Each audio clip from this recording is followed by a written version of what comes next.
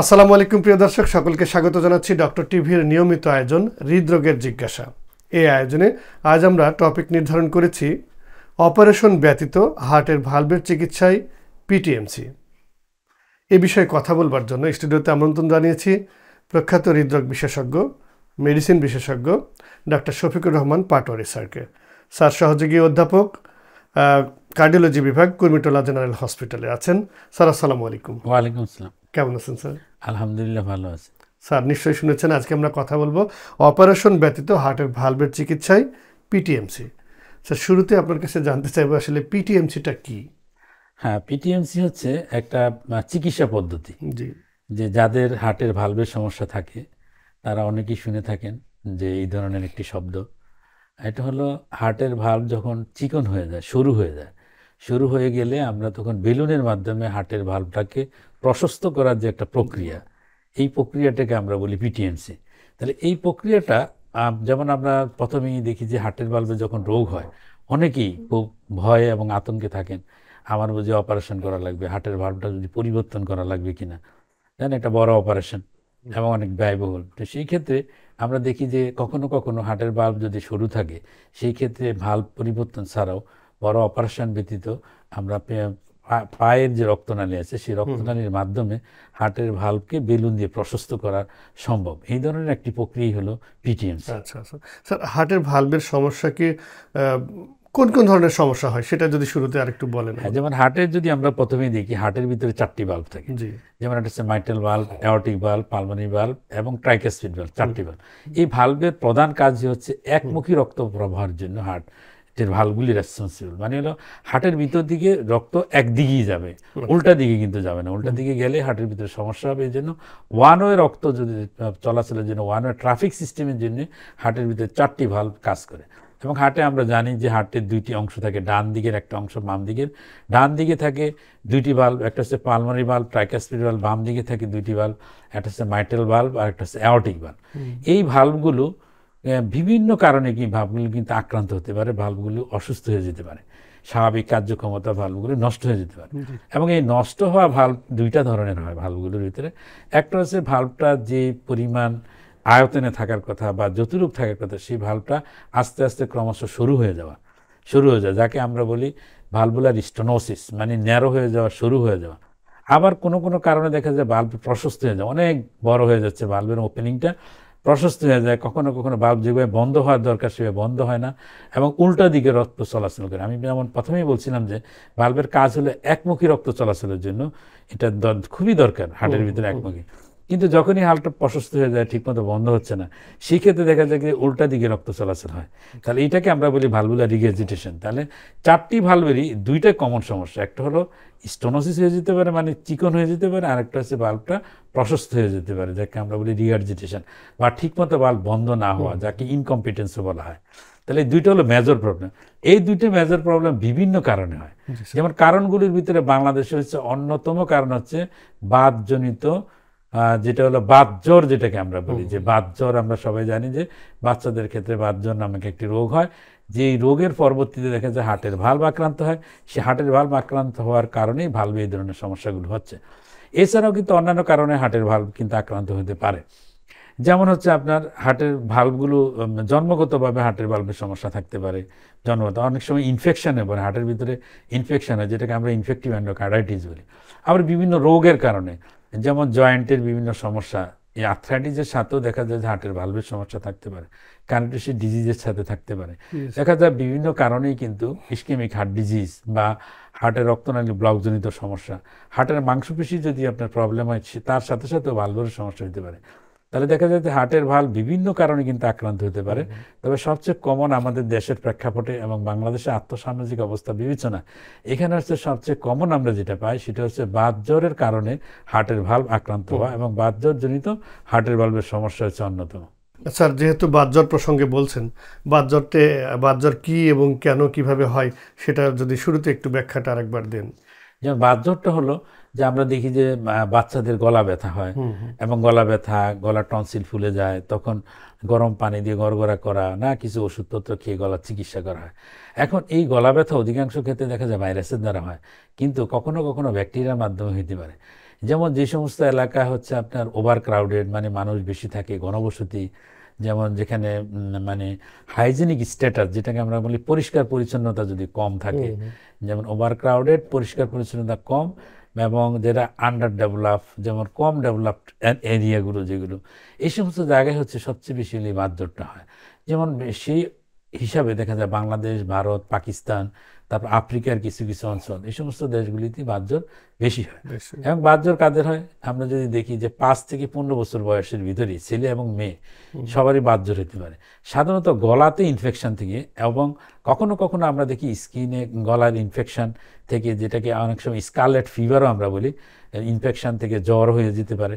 আবার through infection, গলাতে ব্যথা, এর থেকেও দেখা যাচ্ছে যে 2 থেকে 4 সপ্তাহ পর হার্টের সমস্যা হয়, তাকে আমরা সাধারণত বাতজোর বলি। তাহলে বাতজোরটা হচ্ছে গলা ইনফেকশন থেকে হার্টের যদি সমস্যা হয় তাকে আমরা বাতজোর বলি।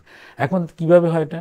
গলা ইনফেকশন হচ্ছে বিটা হিমোলাইটিক স্ট্রেপ্টোকক্কাস নামে একটি ব্যাকটেরিয়া। এই ব্যাকটেরিয়া যদি গলায় আক্রমণ করে তখন গলা ব্যথা হবে। গলা ব্যথা যদি হয়, আমরা যদি গলা ব্যথার চিকিৎসা ঠিকমতো না করি, যেমন গলা ব্যথা হলো, খুব একটা আমরা গুরুত্ব দিলাম না, অথবা গরম পানি দিয়ে গার্গেলিং করলাম, কিন্তু অ্যান্টিবায়োটিক খাওয়া হলো না, অ্যান্টিবায়োটিক খেয়ে জীবাণুটাকে মেরে ফেলতে হবে। যদি জীবাণুটাকে মেরে ফেলা না হয় তাহলে জীবাণুর থেকে পরবর্তীতে হবে কি, পরবর্তীতে আমরা যেটা দেখি হার্টকে আক্রান্ত করে, হার্টের বাইরে একটি আবরণ থাকে যেটাকে আমরা পেরিকার্ডিয়াম বলি, মায়োকার্ডিয়াম বলি, মাংসপেশি থাকে, ভিতরে একটি আবরণ থাকে, ভাল্ব থাকে, ভাল্বও আক্রমণ করে হার্টের। তাহলে হার্টের বিভিন্ন লেভেলে যে কিন্তু এই 2 থেকে 4 সপ্তাহ পরে এই গলা ব্যথা অথবা স্কারলেট ফিভারের কনসিকুয়েন্সে দেখা যায় যে হার্ট আক্রান্ত হয়। এছাড়াও দেখা যায় জয়েন্ট আক্রান্ত হতে পারে, বাচ্চাদের গিরা গিরা ব্যথা হয় এবং একটা গিরা ভালো হওয়ার পর আরেকটা গিরাতে আক্রমণ করে। আবার দেখা যাচ্ছে যে বাচ্চাদের ব্রেনে এফেক্টেড হয়, যেটাকে কুরিয়া বলে, সিদেনহাম কুরিয়া। অনেক সময় অ্যাবনর্মাল মুভমেন্ট থাকে হাতে এবং পায়ে। এছাড়া আমরা স্কিনের উপর দেখি কিছু সমস্যা দেখা যায়, যেমন চামড়ার নিচে গুটির মতো থাকে, যেটা রিউমেটিক নোডিউল আমরা বলি। আবার দেখা যাচ্ছে যে গায়ের ভিতরে সোপ সোপ দাগের মতো দেখা যায়। তো এই ধরনের সমস্যাগুলো নিয়ে সাধারণত বাতজোরের রোগী আত্মপ্রকাশ হয়।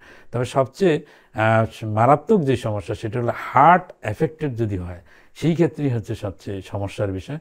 কারণ হার্ট আক্রান্ত হলে দেখা যায় অনেক সময় হার্ট ফেলিউর নিয়ে রোগী আসে, কখন কখনো ভালভগুলো নষ্ট হয়ে যায়, যার কনসিকুয়েন্স কিন্তু খুবই খারাপ। অর্থাৎ স্যার আমরা ধরে নিচ্ছি যে বাতজ্বরের কারণেই প্রধানত ভালভের মানে ক্ষতির কারণ হিসেবে দেখানো হচ্ছে। স্যার যেমন কিডনি মানুষের 2টি থাকে, কোনো একটি ড্যামেজ হলেও অন্যটির উপরে নির্ভর করে আল্লাহ তাকে সুস্থ করে রাখেন সৃষ্টিকর্তা। ভালভের ক্ষেত্রেও কি স্যার এরকমই? না, ভালভ হচ্ছে হার্টের ভিতরে 4টি ভালভ থাকে এবং প্রত্যেকটা ইন্ডিভিজুয়াল এরিয়াতে তাদের নিজস্ব রেসপন্সিবিলিটি নিয়ে তারা কাজ করে। সুতরাং একজনের অনুপস্থিতিতে আরেকটা ভালভ দিয়ে কাজ চলবে না, প্রত্যেকেরই নিজস্ব কাজ আছে এবং তার সুষ্ঠু কাজের জন্য এবং প্রত্যেকটা ভালভ আলাদা আলাদা কাজ করে থাকেন। এবং যদি কোনো একটি ভালভ নষ্ট হয় এবং খুব বেশি পরিমাণে সমস্যা হয়, সেই ক্ষেত্রে অন্য আরেকটি ভালভ এই কাজ করতে পারবে না। স্যার আপনি বলছেন যে বাতজ্বরের কারণে ভালভ আক্রান্ত হয়, তো মানে বাতজ্বরের কারণে কোন কোন ভালভ আক্রান্ত হয়? সবগুলি ভালভই কি? এটা খুব ইম্পর্টেন্ট যে বাতজ্বরে কি সমস্যা হচ্ছে হার্টে, না? তা আমি যেমন বললাম যে হার্টের আবরণীতে সমস্যা হতে পারে, মায়োকার্ডিয়াম মাসেলের সমস্যা হতে পারে, ভিতরে যে লেয়ার সেটা এন্ডোকার্ডিয়াম, সেখানেও সমস্যা হতে পারে, ইভেন ভালভের সমস্যা হতে পারে। এখন আমাদের হার্টে যে 4টি ভালভ আছে, এই 4টি ভালভের ভিতরে আবার গুরুত্বপূর্ণ 2টি ভালভকে সবচেয়ে বেশি গুরুত্বপূর্ণ হিসেবে বিবেচনা করা হয়। একটাকে আমরা বলি মাইট্রাল ভালভ, আরেকটাকে অ্যাওর্টিক ভালভ বলা হয়। তো দেখা যাচ্ছে যে বাতজ্বরের কারণে সবচেয়ে বেশি এফেক্টেড হয় মাইট্রাল ভালভ, বাম দিকে ভালভগুলো থাকে হার্টের বাম দিকে। তো মাইট্রাল ভালভটা হচ্ছে সবচেয়ে বেশি আক্রান্ত হয়। এছাড়াও আমরা দেখি অ্যাওর্টিক ভালভও কিন্তু আক্রান্ত হয়। বাকি যে 2টি ভালভ আছে সেই 2টি ভালভ আক্রান্ত হয়, তবে অনেকটা কম পরিমাণে আক্রান্ত হয়। সেক্ষেত্রে মাইট্রাল ভালভের কথা বলছেন আপনি, এই ভালভটি যদি সরু হয়ে যায় তখন স্যার কি করণীয় থাকে? হ্যাঁ, যেমন হচ্ছে মাইট্রাল ভালভ যদি সরু হয়, না, সরু হইল তখন কি হবে? যেমন আমরা প্রথমে আমরা বলছি যে ভালভের 2 ধরনের সমস্যা, একটা শুরু হয়ে যাওয়া আর একটা প্রশস্ত হয়ে যাওয়া। এখন শুরু হয়ে যাওয়া তো মানে হচ্ছে যে আস্তে আস্তে আস্তে আস্তে শুরু হয়ে যাওয়া, মানে এখান দিয়ে রক্ত ঠিক মতো চলাচল করবে না। আমাদের কথা ছিল যে ভালভের কাজ হলো ওয়ান ওয়ে ট্রাফিক হিসাবে, মানে একদিকে একমুখী রক্ত চলাচল করার জন্য এই ভালভটা কাজ করে থাকে। এখন যদি ভালভ যদি শুরু হয়ে যায়, যেমন আমরা রাস্তায় যদি দেখি ট্রাফিক সিগন্যালের যে রাস্তা একটা আছে, 3 দিক থেকে গাড়ি আসতেছে এবং একটা মাত্র রাস্তা দিয়ে গাড়ি যাবে এবং ন্যারো করে দেওয়া হলো যে এক লাইনে যাবে, তাহলে কি অবস্থা দাঁড়াবে? পিছনে সব স্ট্যাগনেন্ট হয়ে যাবে গাড়ি, আর সামনে দিয়ে একটা একটা করে বেরিয়ে থাকবে, পিছনে সব মানুষ কি হবে? ট্রাফিক জ্যামে আটকা পড়ে যাবে। এখানে একই ঘটনা ঘটবে, যখন ভালভটা চিকন হয়ে যাবে তাহলে পিছনে সব ব্লাডগুলো জমে যাবে এবং মাইট্রাল ভালভ যদি শুরু হয়ে যায়, তাহলে মাইট্রাল ভালভ শুরু হলে ব্লাডগুলো সব হচ্ছে লেফট এট্রিয়ামের ভিতরে জমা হয়ে যাবে।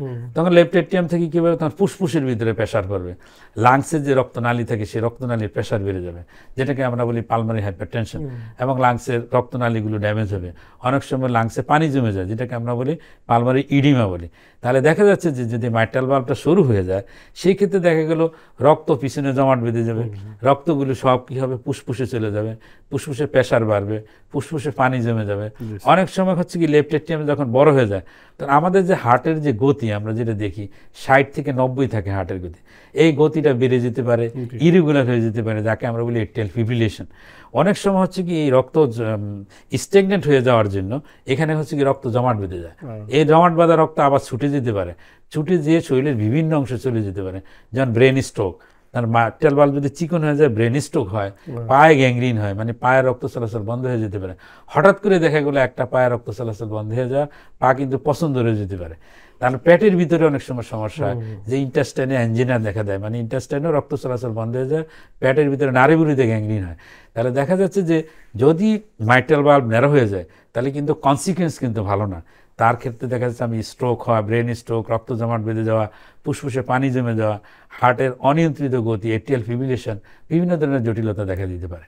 ওই যে মাইট্রাল স্টেনোসিস বলছিলেন, এইটা যদি হয় তখন তার করণীয় কি থাকবে? হ্যাঁ, যদি মাইট্রাল স্টেনোসিস হয় তাহলে করণীয় হচ্ছে যে আমরা কি করি, কিছু ক্ষেত্রে এটাকে ইকোকার্ডিওগ্রামের মাধ্যমে আমরা নির্ণয় করার চেষ্টা করি যে এই ভালভটা যে চিকন হলো, এই চিকনটাকে খুব মারাত্মক আকার ধারণ করলো কিনা। এটা 3 ভাগে আমরা ভাগ করি, বলি যে মৃদু সমস্যা, আরেকটা হচ্ছে যে মডারেট বা মধ্যম প্রক্রিয়ার সমস্যা, আরেকটা হচ্ছে খুব বেশি পরিমাণের সমস্যা, যেটাকে আমরা সিভিয়ার বলি। ইকোকার্ডিওগ্রামের মাধ্যমে কিন্তু আমরা ইকোর মাধ্যমে আমরা বুঝতে পারি যে হার্টের ভালভটা কি খুব বেশি চিকন হয়ে গেল কিনা, না এটা মধ্যম পর্যায়ে আছে, না অল্প পর্যায়ে চিকন। যদি অল্প পর্যায়ে শুরু হয়, সেই ক্ষেত্রে হচ্ছে শুধু ওষুধ খেলেই কিন্তু হয়, ওষুধের মাধ্যমে চিকিৎসা করা সম্ভব। আবার যদি মধ্যম পর্যায়ে যদি শুরু হয়, সেই ক্ষেত্রেও কিন্তু আমরা ওষুধের মাধ্যমে চিকিৎসা করি এবং রোগীকে কিছু নিয়মকানুন মেনে চলার জন্য আমরা বলি, আবার দীর্ঘমেয়াদী কিছু ওষুধ খেতে বলি। আর যদি দেখা যায় না একেবারে খুব বেশি পরিমাণেই কিন্তু শুরু হয়ে গেছে ভালভটা এবং রোগীর অনেক সমস্যা হচ্ছে, উনি স্বাভাবিক কাজকর্ম করতে পারেন না, শ্বাসকষ্ট হচ্ছে, বুক ধরপড় করে, তারপর হচ্ছে মাথা ঘোরাচ্ছে, বিভিন্ন ধরনের জটিলতা দেখা দেয়, এই ধরনের জটিলতা যদি থাকে, সেই ক্ষেত্রে আমরা বলি যে না, এই সরু ভালভ নিয়ে চলা যাবে না, এই সরু ভালভে কোনো একটা চিকিৎসা দিতে হবে ডেফিনিটিভ। সেই ক্ষেত্রে কি আমরা যেমন বেলুনের মাধ্যমে এটাকে প্রশস্ত করে দিতে পারি, যেটা সরু, ওখানে যদি একটা বেলুন ফুলিয়ে দেওয়া যায় তাহলে এটা প্রশস্ত হয়ে গেল, রাস্তাটা স্বাভাবিক হয়ে যেতে পারে, যেটাকে পিটিএমসি বলছি। হ্যাঁ, পিটিএমসি আমরা বলি। যদি বেলুনের মাধ্যমে আমরা যদি সরু ভালভকে যদি প্রশস্ত করতে পারি, ওটাকে আমরা পিটিএমসি বলি। মাইট্রাল ভালভের রোগীর ক্ষেত্রে যেটা স্যার ওই যে ওয়ারফেরিন যেটা আপনারা ব্যবহার করতে বলেন, এটা কোন অবস্থায় গেলে স্যার রোগী? যেমন এটা খুব সুন্দর একটা প্রশ্ন, কারণ হলো অনেক মাইট্রাল ভালভের রোগীদেরই এই ওষুধটা খেতে হয়। দেখা যাচ্ছে যে যখন মাইট্রাল ভালভের তার হচ্ছে শুরু হয়ে গেল মাইট্রাল ভালভ, তার সাথে অনেক সময় আমরা দেখি এট্রিয়াল ফিব্রিলেশন থাকে, যেটা হচ্ছে হার্টের যে গতিটা অনিয়ন্ত্রিত গতি থাকে, অনিয়ন্ত্রিত গতির সাথে ভালভ চিকন হয়ে যাওয়া। আবার দেখা যাচ্ছে ভালভ চিকন হয়ে যাওয়ার জন্য ভালভের অনেক বেশি পরিমাণে ড্যামেজের জন্য ভালভ চেঞ্জ করা হলো, একটা আর্টিফিশিয়াল ভালভ লাগানো আছে রোগীর, সেই ক্ষেত্রেও তাকে কি করতে হয়, এই ওয়ারফেরিন জাতীয় ওষুধটা কিন্তু খেতে হয়। তাহলে মাইট্রাল ভালভের রোগীর সাথে ওয়ারফেরিন জাতীয় ওষুধটা খুবই অঙ্গাঙ্গিভাবে জড়িত।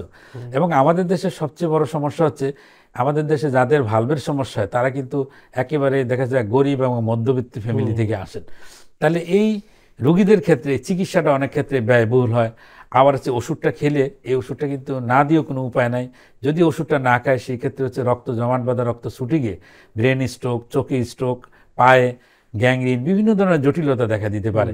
ইভেন যদি ভালভ লাগানো থাকে সেই ক্ষেত্রে ওষুধটা না খেলে বিভিন্ন ধরনের জটিলতা দেখা দেয়, রক্ত জমাট বেঁধে দিয়ে।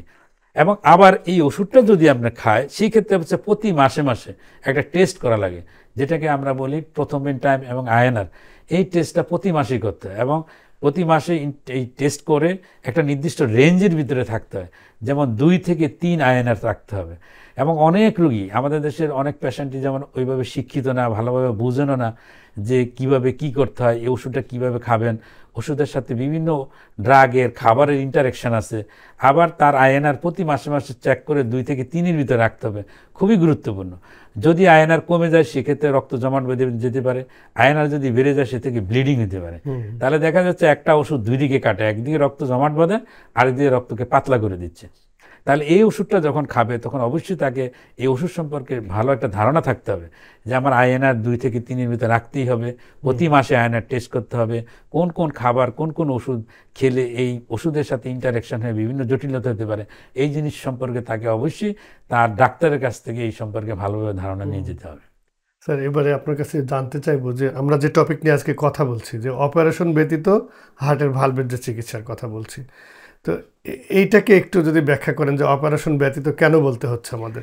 হ্যাঁ, যেমন যখনই হার্টের কোনো ভালভের সমস্যা হয়, এটা হচ্ছে কি অধিকাংশ ডাক্তার এবং রোগীর লোকও দেখা যায় যারা হৃদরোগ সম্পর্কে অত ভালো জানা নাই, সবাই মনে করেন যে হার্টের ভালভের সমস্যা মানে হচ্ছে যে বুঝি এখনই বুক কাটতে হবে, কেটে একটা নতুন ভালভ লাগাইতে হবে। এখন ভালভ যেগুলো লাগানো আমরা জানি যে মেটালিক ভালভ আছে, প্রস্থেটিক ভালভ আছে, বায়োলজিক্যাল কিছু ভালভও পাওয়া যায়, টিস্যু ভালভ আমরা যেটাকে বলি। তো দেখা যাচ্ছে যে এই ভালভগুলো কিন্তু বাইরের থেকে নিয়ে বুক কেটে ভালভের ওখানে বসাইতে হবে। এটা একটা বড় অপারেশন এবং বর্তমানে ভালভেরও কিন্তু খুব কস্টলি অপারেশনও, একটা হচ্ছে ঝুঁকিপূর্ণ এবং ব্যয়বহুল এই চিকিৎসা। তাহলে দেখা যাচ্ছে যে মাইট্রাল ভালভের ক্ষেত্রে আমরা দেখি যে সবসময় কিন্তু ভালভের অপারেশনের প্রয়োজন হয় না। কখনো কখনো আমরা দেখি যে ওষুধের মাধ্যমে কিন্তু চিকিৎসা করা সম্ভব। যেমন ইনিশিয়াল স্টেজে যদি দেখি যে ভালভটা চিকন হচ্ছে ঠিকই, কিন্তু এটা অত বেশি মাত্রায় না, মৃদু আকারে বা যেটাকে আমরা মধ্যম প্রকৃতির যদি হয় সেক্ষেত্রে আমরা ওষুধের মাধ্যমে চিকিৎসা করতে পারি। আবার বাল্ব যদি একেবারে বেশি ন্যারো হয়ে যায় সেক্ষেত্রে এবং বাল্বকে ডিফর্ম, এই বাল্বটা এমন অবস্থা ক্যালসিয়াম জমে বাল্বের অবস্থা খুবই খারাপ, তার সাথে হচ্ছে বাল্বে আবার রিগার্জিটেশন আছে, সেই ক্ষেত্রে আমরা কি করি, অপারেশনের প্রয়োজন হতে পারে। কিন্তু অনেক রোগী দেখে আমরা বাংলাদেশের যে অপারেশনের প্রয়োজন হচ্ছে না, সেই ক্ষেত্রে আমরা কি করি, বেলুনের মাধ্যমে ভাল্বটাকে প্রশস্ত করতে পারি। এখন বেলুনের মাধ্যমে যে ভাল্ব প্রশস্ত করা, সেই প্রক্রিয়াটা হচ্ছে অজ্ঞান না করে, মানে এখানে কোনো অ্যানেস্থেসিয়ার প্রয়োজন হয় না, এখানে বুক কাটারও প্রয়োজন না, শুধু পায়ের রক্তনালীর মাধ্যমে আমরা হার্টের যে বেলুন প্রবেশ করে যেই জায়গায় ভাল্বটা থেকে ভাল্ব বরাবর বেলুনটা বসে, বেলুনটা আমরা ফুলিয়ে দিচ্ছি। তো বেলুনটা ফুলিয়ে দিলে দেখা যাচ্ছে ভাল্বটা কিন্তু আবার স্বাভাবিক অবস্থায় ফিরে আসে। এর পূর্ব সত্য হচ্ছে আমরা ইকোকার্ডিওগ্রাম করে ভাল্বটাকে খুব ভালোভাবে আমরা দেখে নিই যে এই ভাল্বটা বেলুন দিয়ে ফুলানোর মতো কিনা। আবার আরেকটা টেস্ট আছে, আমরা ট্রান্সইসোফেজিয়াল ইকোকার্ডিওগ্রাম করি, অ্যান্ডোস্কোপির মতো গলা দিয়ে আমরা ইকোকার্ডিওগ্রাম করে আরও ভালোভাবে হার্টের ভাল্বের পরিস্থিতিটা আমরা বুঝে যদি দেখি মোটামুটি মানে এটা বেলুন দিয়ে ফুলানোর মতো সুইটেবল হয়, সেই ক্ষেত্রে আমরা বেলুন দিয়ে ফুলিয়ে দিচ্ছি। এবং এই চিকিৎসাটা হচ্ছে কম খরচে, এবং এখানে দেখা যাচ্ছে খরচও কম। তারপর যদি সরকারি হসপিটালে যদি এটা প্রক্রিয়াটা করা যায় সেক্ষেত্রে অনেক কম খরচ লাগে। প্রাইভেট হসপিটালে কম খরচের মাধ্যমে বেলুনের মাধ্যমে হার্টের ভাল্বকে প্রশস্ত করা যায়। জি স্যার, বলছিলেন যে হার্টের ভাল্বের সর্বশেষ অবস্থায় আমরা এবারে চিকিৎসা নিয়ে কথা বলছিলেন।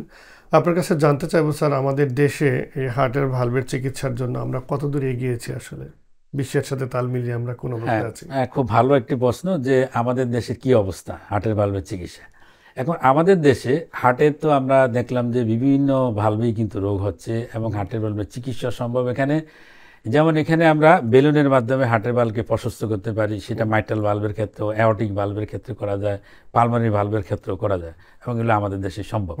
তারপর যে ওষুধের মাধ্যমে যে চিকিৎসা, সেই ওষুধও আমাদের দেশে অ্যাভেলেবল, এবং অনেক ওষুধই রোগীদের ক্রয় ক্ষমতার ভিতরে, এগুলোর দাম অত বেশি না। নেক্সট হলো যে অপারেশন, যেটা অপারেশনের মাধ্যমে যে হার্টের ভাল্বের চিকিৎসা, সেই চিকিৎসা আমাদের দেশে সম্ভব। সরকারি পর্যায়ে এবং প্রাইভেট পর্যায়েও কিন্তু আমাদের দেশে চিকিৎসা হচ্ছে। এবং হার্টের ভাল্বের চিকিৎসার জন্য বর্তমানে আমাদের দেশে যে পরিস্থিতি, এখানে বিদেশি কোনো সহযোগিতা বা বিদেশে যাওয়া কোনো ধরনের মানে বহির্বিশ্বের সহযোগিতার কোনো প্রয়োজন নেই, বিদেশে গিয়ে চিকিৎসা নেওয়ার কোনো প্রয়োজন নেই। এখানে যথেষ্ট পরিমাণে ওই ধরনের অপারেশনে করা সার্জন অ্যাভেলেবেল। আবার আমরা যেটা বেলুনের কথা বলছি, বেলুন যে হার্টের ভাল্বকে ফুলিয়ে দেওয়া, হার্টের ভাল্ব চিকিৎসা করা, যেমন পালমারি বেলুন ভালভুলোপ্লাস্টি বলেন, অ্যাওর্টিক বেলুন ভালভুলোপ্লাস্টি বলেন, তার পিটিএমসি মানে যেটা হচ্ছে পারকিউটেনিয়াস ট্রান্সলুমিনাল মাইট্রাল কমিশনোটমি, আমরা মাইট্রাল ভাল্ব চিকন হয়ে গেলে যে পদ্ধতির মাধ্যমে চিকিৎসা করি, এগুলো আমাদের দেশেই সম্ভব এবং অনেক কম খরচে এখানে চিকিৎসা করা সম্ভব। বাহ, এটা খুবই একটি ভালো দিক, আশার দিক আমাদের জন্য। নিঃসন্দেহে আমাদের দেশ আর চিকিৎসা ক্ষেত্রে অনেক এগিয়ে যাচ্ছে। আমরা প্রত্যাশা করি দর্শক আরও বেশি সাফল্যের পথে এগিয়ে যাক। স্যার, জানার তো শেষ নেই, তারপরও যেহেতু পিটিএমসি একটি সাধারণ বিষয়, অনেকেই করতে হয় হার্টের রোগীদের প্রাথমিক পর্যায়ে, তো এটার খরচের ব্যাপারটা একটু স্যার যদি ধারণা দিতেন। যে হ্যাঁ, যেমন পিটিএমসিটা আমরা বললাম যে এটা বেলুনের মাধ্যমে হার্টের ভালভকে প্রশস্ত করার একটা প্রক্রিয়া।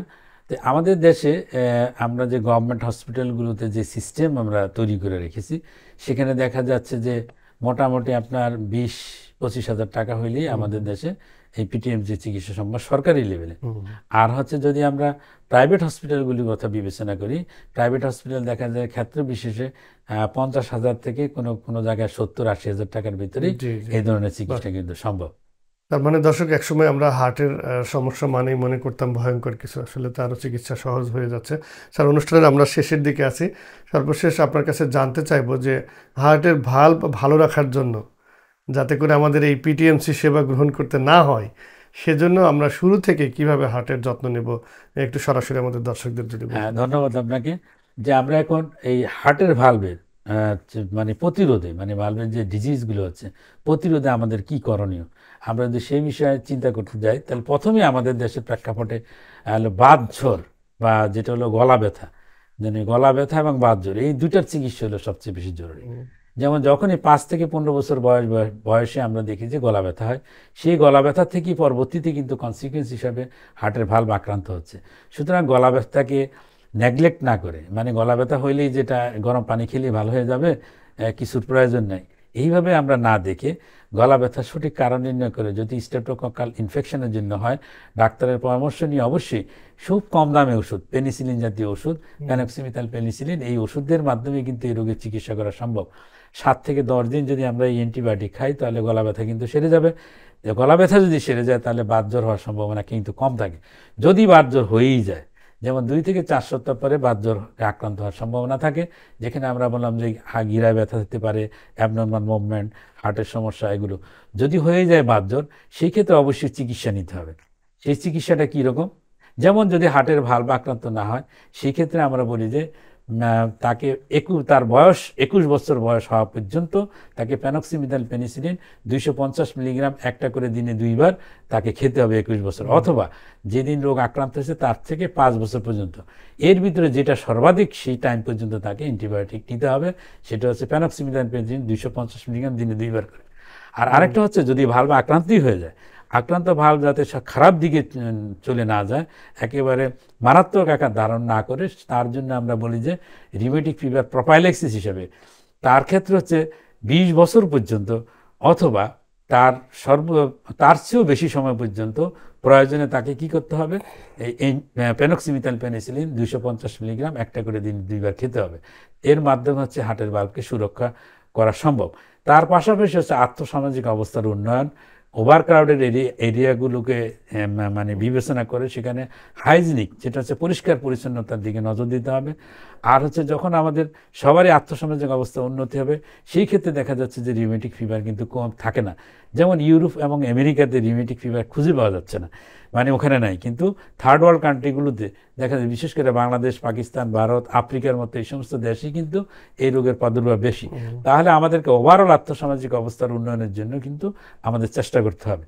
তার পাশাপাশি হচ্ছে যদি এই ধরনের রোগ বোঝা গেলে আমাদের কি করতে হবে খুব দ্রুততম সময়, যেমন হচ্ছে আর্লি যদি আমরা রোগটাকে নির্ণয় করতে পারি, যে ইকোকার্ডিওগ্রামের মাধ্যমে রোগটা সঠিকভাবে নির্ণয় করা যায়, নির্ণয় করে যদি প্রাথমিক অবস্থায় যদি চিকিৎসা শুরু করা যায়, সেই ক্ষেত্রেও রোগের তীব্রতা কিন্তু বাড়বে না এবং তার হলো জটিল পরিস্থিতি কিন্তু যাবে না। এবং আরেকটা জিনিস আমরা যেটা বলবো, হার্টের ভালভ কিন্তু আক্রান্ত হয় আরেকটি কারণেও, সেটা হচ্ছে কি ইস্কেমিক হার্ট ডিজিজ, যেটাকে আমরা বলি যে হার্টের ব্লকজনিত হৃদরোগ। তাহলে হার্টের ব্লকজনিত হৃদরোগ প্রতিরোধের মাধ্যমে কিন্তু হার্টের ভালভের রোগ থেকে আমরা সুরক্ষা পেতে পারি। যেমন যাদের উচ্চ রক্তচাপ থাকে, ডায়াবেটিস থাকে, রক্তে কোলেস্ট্রল মাত্রা বেশি, তারা এগুলো নিয়ন্ত্রণে রাখবেন। তার পাশাপাশি হচ্ছে ধূমপান, অ্যালকোহল, হার্ট হেলদি খাবার, এগুলোর প্রতি অবশ্যই নজর দিবেন। প্রতিদিন 30 মিনিট করে অ্যাটলিস্ট হাঁটার জন্য অভ্যস্ত হবেন, ওজন কমিয়ে রাখবেন, টেনশন অস্থিরতা থেকে দূরে থাকবেন। এর মাধ্যমেই আমরা হার্ট এবং হার্টের ভালভকে সুরক্ষা রাখতে পারি। স্যার খুব সুন্দর করে বলেছেন স্যার, নিঃসন্দেহে আমাদের দর্শক বুঝতে পেরেছেন।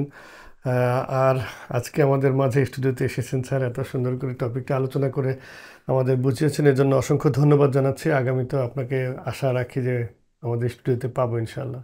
ধন্যবাদ আপনাকে এবং দর্শকদেরকে। প্রিয় দর্শক, এই ছিল আমাদের আজকের আয়োজন।